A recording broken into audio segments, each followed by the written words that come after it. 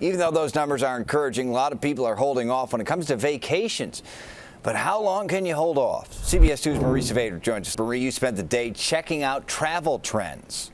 I did, Brad, and even though the CDC does not recommend it, people are traveling. Numbers from TSA show that they're seeing about 50% of the people traveling now that they did at this time last year. So again, that's 50%. But what we wondered today is, does the beginning of the vaccination effort mean the beginning of people starting to plan trips, possibly for later this year? And what we found is neither the shots nor the bookings are happening quickly.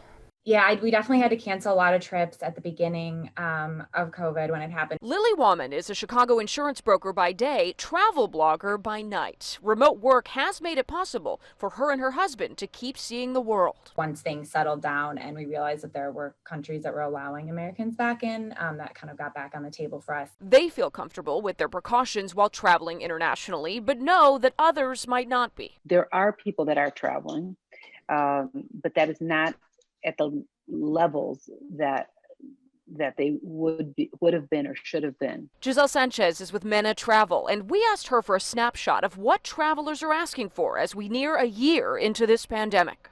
We're getting a lot of inquiries about domestic travel. Hawaii has picked up enormously.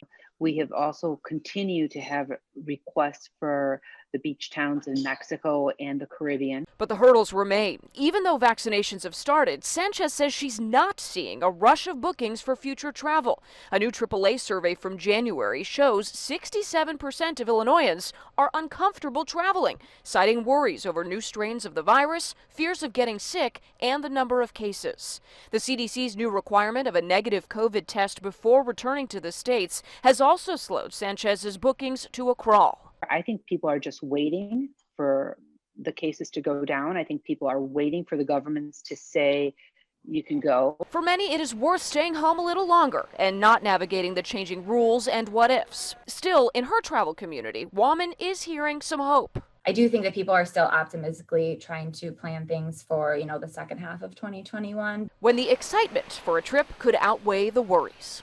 Now, you may be one of the Illinoisans who still does not feel comfortable getting on a plane, but AAA also said that the vast majority of us do feel comfortable getting in our own personal cars and driving on a trip. We also reached out to Airbnb for some of its research, and it found that people are still looking for those local destinations. The majority of their bookings at this point coming for destinations that are within just a couple hundred miles. In the Streetside studio, Marie Saavedra, CBS 2 News.